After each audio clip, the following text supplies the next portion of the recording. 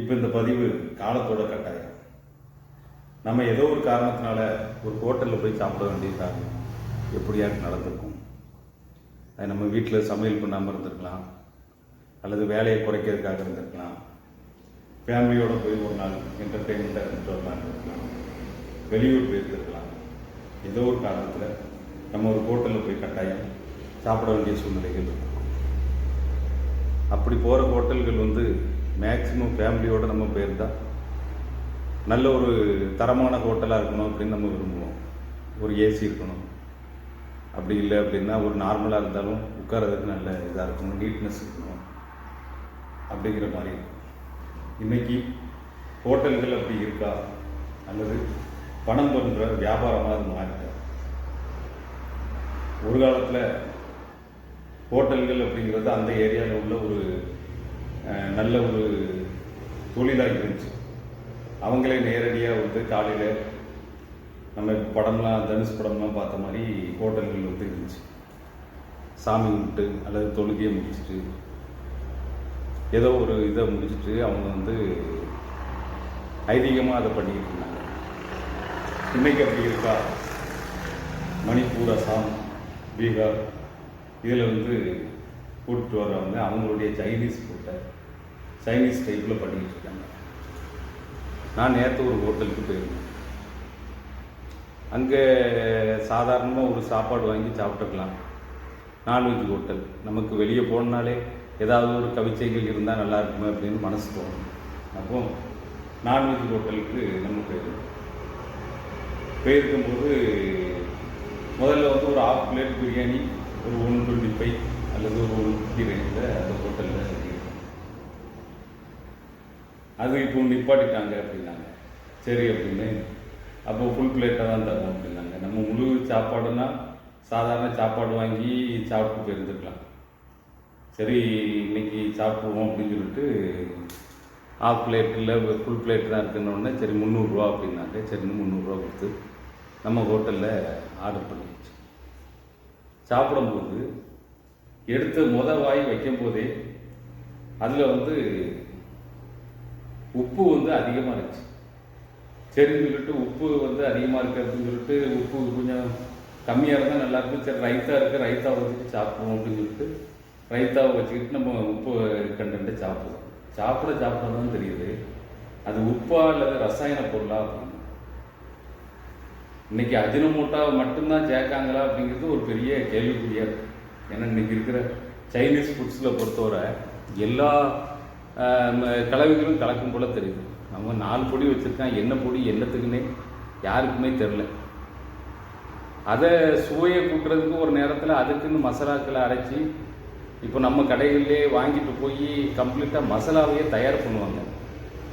ஒரு நண்பர் ஒரு பாயிலாக இருந்தார். அவர் கடையில் மல்லி, வத்தல் இந்த மாதிரி பொருளாக கொண்டு போகல. அப்போ ஏன்னா அந்த பொருளை வாங்கிட்டு போகிறீங்க அப்படின்னாக்கி நாங்களே மசாலாவை தயார் பண்ணுவோம் சார் அப்படின்னாங்க. மசாலாக்கள் ஒரு நேரத்தில் அப்படி தயார் பண்ணி அல்லது ஒரு அரைச்சோ அல்லது ஏதோ ஒன்று பண்ணி அதுக்கு பண்ணிக்கிட்டு இருந்தாங்க. இன்றைக்கி அப்படி இல்லை. எல்லாமே பாக்கெட் ஐட்டமாக மாறிட்டு அதுக்கு எஃப்எஸ்ஐ அது இதுன்னு கொடுக்கும்போது ஒரு 1 இயர் கேரண்டி கொடுக்கும்போது அதில் ரசாயனம் எல்லாமே கலந்து தான் பண்ணணும் அப்படிங்கிறது விதியாயிடும். ஏன்னா அப்போ தான் அந்த 1 இயரை தாங்கும். அப்போ அந்த மசாலாக்கள்லேயே உங்களுக்கு எல்லாமே கலந்துருது. ஏற்கனவே உள்ள மசாலாக்களில் எல்லா ரசாயனமும் கலந்தால் தான் அந்த 1 இயருக்கு அது தாங்குற மாதிரி செட் பண்ண முடியும். இல்லைன்னா மசாலா வாங்கினாலே தாங்கிறது. அதை தாண்டி இவங்க போடுற கெமிக்கல்ஸ் என்னென்ன கெமிக்கல் இருக்குன்னு நமக்கே தெரியல.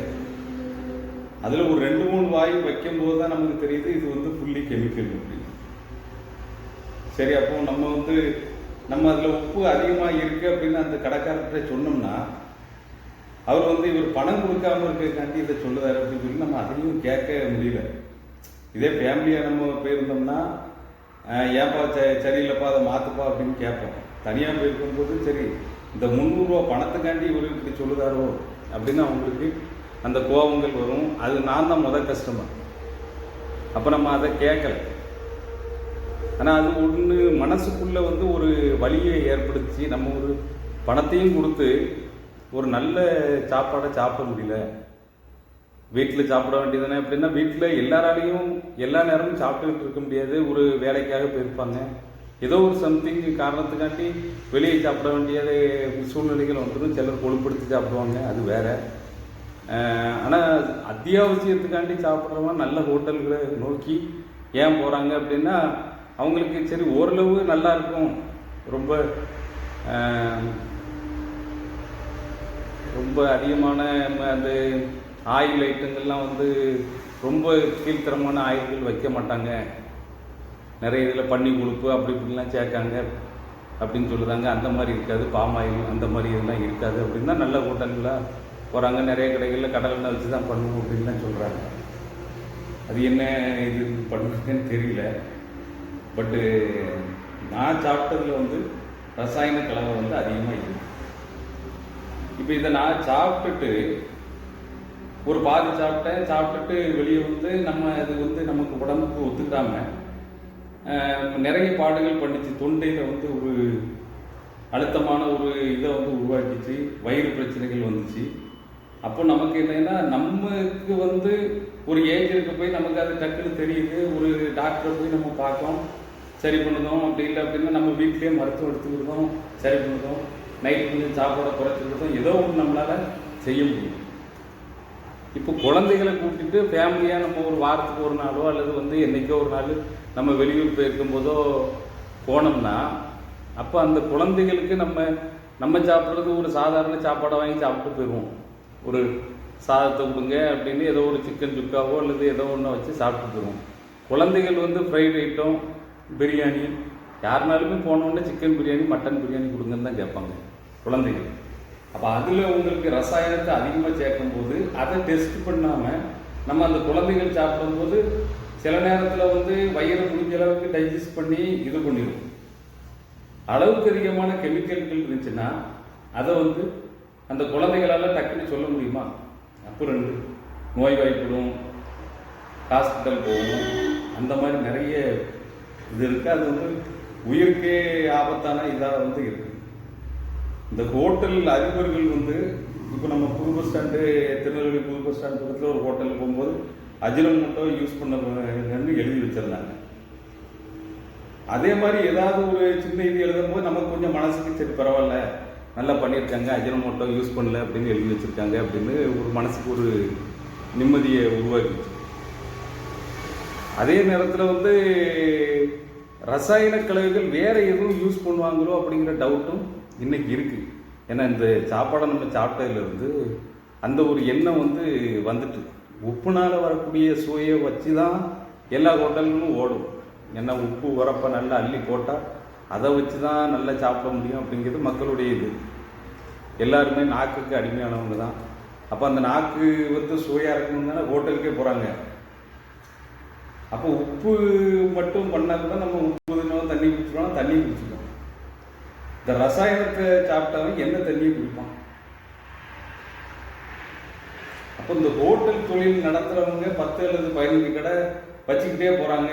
இப்போ ஒரு பிரியாணிக்கு 300 ரூபான்னா இதே 110 ரூபாய்க்கு ஒரு 7 பீஸ் போட்டு ஒரு பிரியாணி கடையில் ஒரு பெரிய குவான்டிட்டி அளவு கொடுத்துருந்தா அது 2 பேர் சாப்பிடலாம்.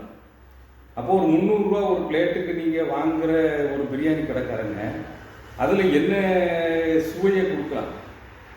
இப்போ சங்கரன் கோயில், சுல்தானியா மாதிரி ஒரிஜினலாக பண்ணக்கூடியவங்க இருக்க தான் செய்யலாங்க. அவங்க அந்த குவாலிட்டி மாறிடக்கூடாதுன்னு குறிப்பிட்ட அளவு செஞ்சு கரெக்டாக பண்ணியிருந்தாங்க. அதே நேரத்தில் எல்லாரும் பொட்ரீசன் மாதிரி பிரியாணி கடைகள்னு போட்டு நீங்கள் வந்து விலையை 100, 100, 110 இப்படி கொடுத்தாலும் அல்லது 300 கொடுத்தாலும் அந்த குவாலிட்டிகள் மாறும்போது அந்த சுவைக்காண்டி வந்து நீங்கள் ரசாயன பொருட்களை, அஜினோமோட்டோ அந்த மாதிரி பொருட்களை உள்ளே சேர்த்தீங்கன்னா ஹெல்த்து வந்து மக்களுக்கு வந்து பாதிக்கும். மக்கள், குழந்தைகள் எல்லாருமே வந்து உங்கள் சாப்பாடை தான் வாங்கிட்டு போய் சாப்பிட வேண்டியது. அப்போது நீங்கள் ஒரு கடைன்னு ஒன்று இருந்துச்சுன்னா அஜினோமோட்டோ போன்ற ரசாயன கலவைகள் பயன்படுத்த முடியலன்னு உங்களுக்கு வந்து எழுதுகிற அளவுக்கு தைரியம் இல்லைன்னா கடைகள் வந்து நடத்தும் போது அதனால எத்தனை பேர் பாதிக்கப்படுறாங்க பாருங்க. ஒரு ஏஜ் உள்ளவங்க அதை சொல்ல முடியும், ஏஜ் இல்லாதவங்க எப்படி அதை வெளிப்படையாக சொல்ல முடியும்? அவங்க இன்னைக்கு ஒரு பிரியாணியை சாப்பிட்டுட்டோ அல்லது ஒரு ஃப்ரைட் ரைஸ் சாப்பிட்டுட்டோ, சிக்கன் ரைஸ் சாப்பிட்டோ அப்பாட்ட போயிட்டு அப்பா எனக்கு வயிறு சரியில்லைன்னு ஒருத்தர் சொல்லுதான். அடுத்த நாள் ஹோட்டலுக்கே கூப்பிட்டு போவாங்களா? அப்போ அந்த பிள்ளைங்க வந்து அதை மறைக்கும் போது உங்களுக்கு கல்லீரல் போகும், கணையம் போகும். அந்த மாதிரி நிறைய பிரச்சனைகள் வந்து நம்ம நேரடியாக பார்க்கணும். அதனால என்னென்ன பின்விளைகள் வருதுங்கிறது நமக்கு தெரியல. பட் நிறைய அது சொல்லுதாங்க, அது இந்த பல நோய்கள் வரும் அப்படிங்காங்க. அது வரட்டும்.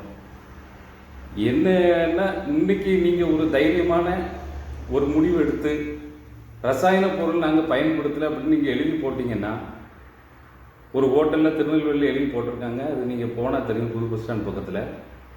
அந்த மாதிரி ஒரு தைரியம் இருக்கா ஹோட்டல் நடத்துகிறவங்களுக்கு? சின்ன ஹோட்டல்காரங்களை விடுங்க, அவங்க வந்து டேஸ்ட்டை கொடுத்து வியாபாரத்தை பெருக்கினா தான் முடியும். அப்போ அவங்க வந்து 2 கலக்காங்கன்னா அதை சாப்பிடுவோம் பாடு. அவன் 50 ரூபாய்க்கு கொடுக்கணும், டேஸ்ட்டும் கொடுக்கணும், மசாலாவும் அப்படி தான் கொடுக்க முடியுங்கும் போது அவன் வந்து ஒரு இது பண்ணுவான். அதில் ஃபேமிலி மேக்ஸிமம் சாப்பிட மாட்டான், போகிற வாரமும் சாப்பிட்டுட்டு இருப்பான். ஃபேமிலியாக சாப்பிட்றவங்க வந்து கொஞ்சம் ஒரு இதாக எதிர்பார்ப்பாங்க, காசு போனால் போகுது அப்படின்னு எதிர்பார்ப்பாங்க. அப்போ நீங்கள் முதல்ல வந்து அதை எழுதி போட்டிங்கன்னா அவன் பின்னாடி வருவான். ஏப்பா அந்த ஹோட்டலில் அப்படி போட்டான், இனிமேல் வந்து நமக்கு கதை நடக்காது, நம்மளும் அதே மாதிரி செய்யணும் அப்படின்னு. அதனால் அது ஒன்று வந்து நம்ம உடம்பை பாதிக்கும் போது, இப்போ நம்மளாம் 10 வருஷத்துக்கு முன்னாடியே நிறைய ஹோட்டல்கள்லாம் சாப்பிட்டு அதனால் படாபடு பட்டு அதிலிருந்து தப்பிச்சு எந்திரிச்சு வெளியே வந்தாலும் இன்றைக்கும் நம்ம ஹோட்டலுக்கு போயிட்டு தான் இருக்கோம். அது நிறுத்த முடியுமா அப்படின்னா அது தெரியல, அது ஃபேக்டாக உள்ளது. அதனால் அந்த ஹோட்டல் தொழில் பண்ணுறவங்க இது வந்து ரொம்ப புண்ணியமான தொழில். இந்த தொழில் நீங்கள் பண்ண நினச்சிட்டீங்களா, நீங்கள் வந்து கடவுள் மேலே நம்பிக்கை இருக்குது, நம்பிக்கை இல்லை, அது ரெண்டாவது. இப்போ நானே நம்ம வீட்டிலையே ஒரு இதில் பிரியாணி செய்ய ஆரம்பிக்கும் போது ஒரு ஐயர் எப்படி இந்த இது சாமி கும்பிட்டு அரைப்போ அதே மாதிரி ஒரு பாய் வந்து தொழுகையெல்லாம் பண்ணி அந்த பொருளை போடுறதே வந்து அந்த கையிலேருந்து போடுறது அவ்வளோ அழகாக பண்ணாங்க, ரொம்ப சிறப்பாக பண்ணியிருந்தாங்க. சரி, அப்போ இந்த அளவுக்கு நமக்கு ஒரு சாப்பாடு கிடைக்கும் போல அப்படிங்கிற ஒரு ஆசையோடு நம்ம ஒரு ஹோட்டல் போனோம்னா அவங்க என்ன பண்ணி வச்சுருக்காங்கன்னு தெரியல. நம்ம ஸ்டொமக்கு வந்து பங்களா தான், வயிறு மாளிகை தான்.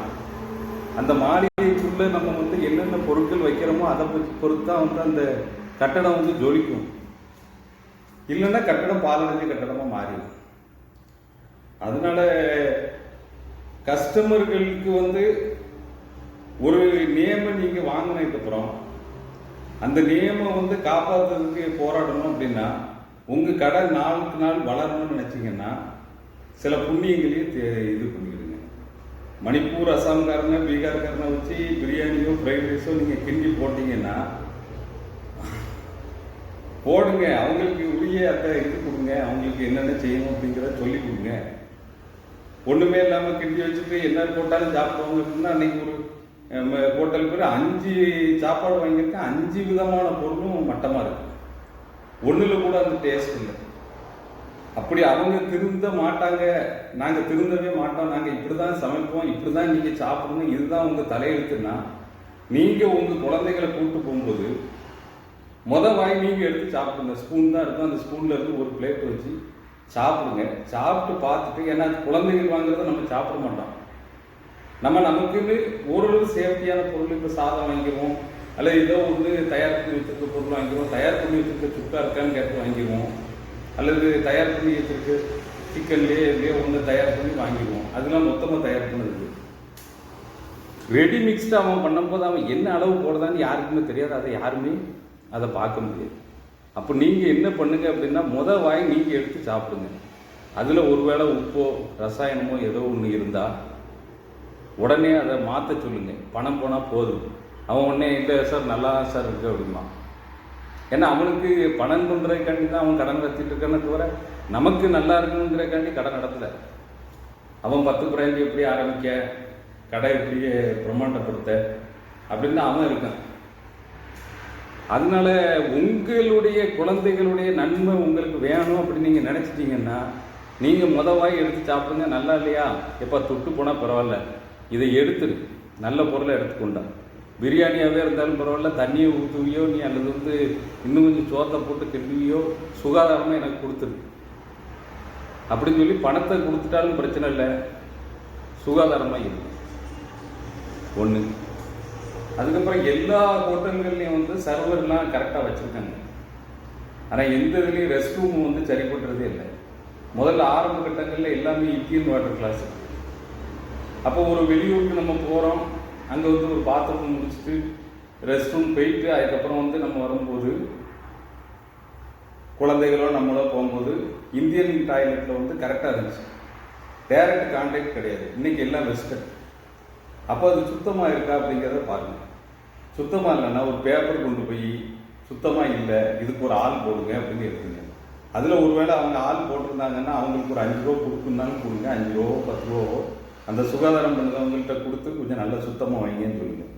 எல்லா ஹோட்டல்கள்லேயும் எப்படி சர்வர் போடுறாங்களோ அதே மாதிரி ரெஸ்ட் ரூமுக்கு ஒரு ஆள் அல்லது 2 பேர் அப்படி சுழற்சி முறையில் வந்து கொடுத்தா நல்லா இருக்கும்.